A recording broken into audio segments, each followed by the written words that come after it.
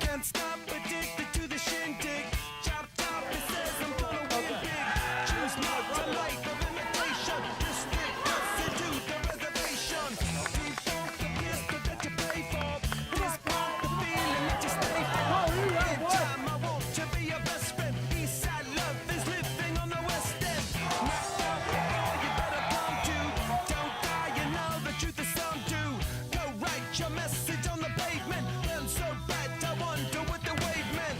White heat is screaming in the jungle. Complete the motion if you stumble. Go ask the desk for any answers. Tears, I try to be part of the wave. Can't stop it.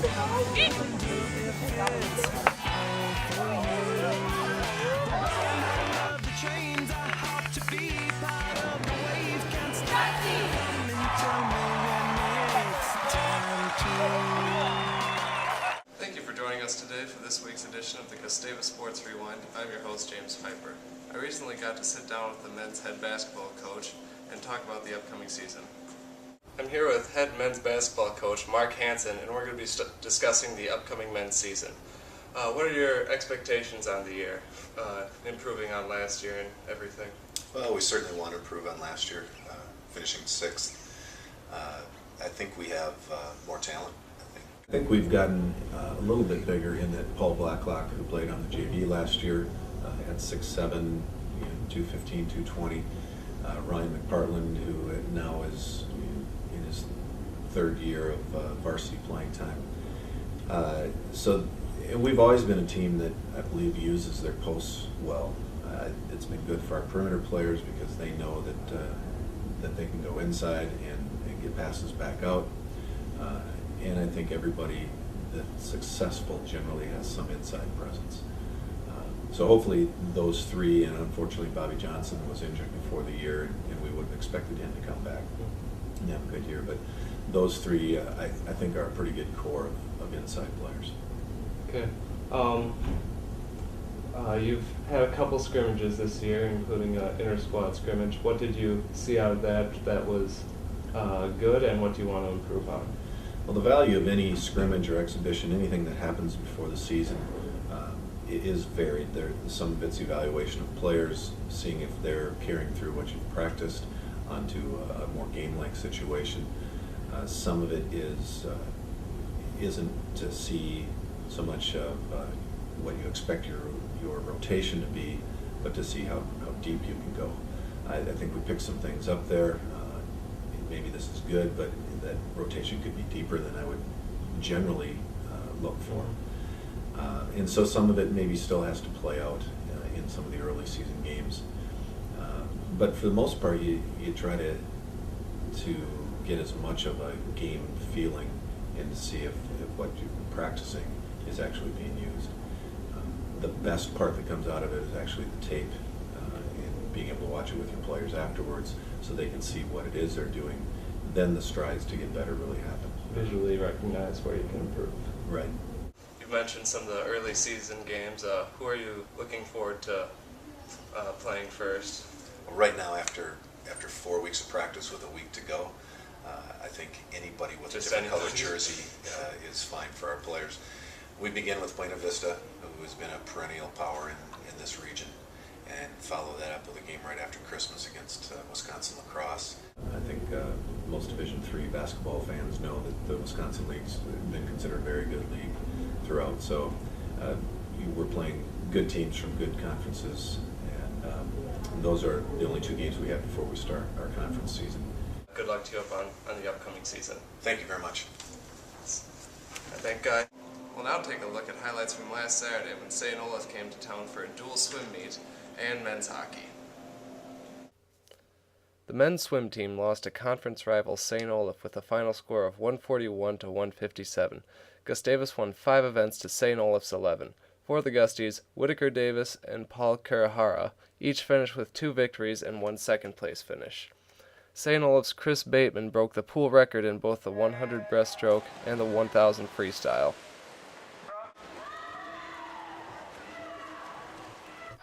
The women's meet, however, ended with a much better result. The Gusties got their first win of the year with a score of 181.5 to 118.5. Carrie Gunderson placed first in the 1,500 freestyle and added a second-place finish in the 200 freestyle. Annika Eriksson and Stephanie Korba each contributed 2 wins and 1 second-place finish to the victory. The Gusties divers had their best performance of the season, sweeping both 1 and 3 meter diving. Brittany Matsky won both the 1 and 3 meter contests.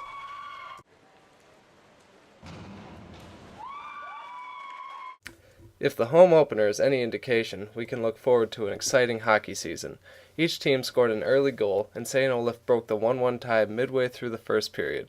After some fancy stick work by teammate Ross Ring-Jarvie, David Martinson of Gustavus tied the game back up with 7.5 left in the first period.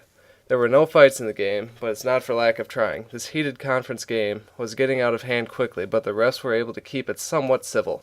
St. Olaf scored again, but it was all Gustavus after that, with Martinson scoring each of the next 3 goals, including 1 shorthanded goal, totaling 4 goals and 1 assist. Other scorers were Ring-Jarvie with 4 assists, Patrick Dinan with a goal and an assist, and Mitch Carlson with 2 assists.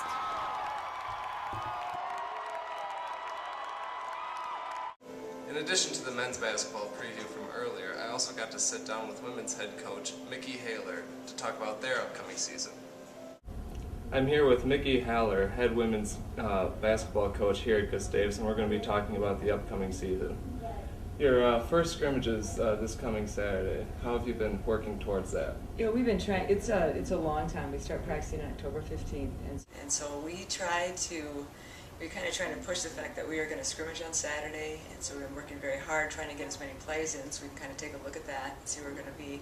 We play a week from Saturday at Augustana in South Dakota, so it's a great time for us to kind of take a look and see things that we need to work on. We'll get it on film. We'll watch our film afterwards.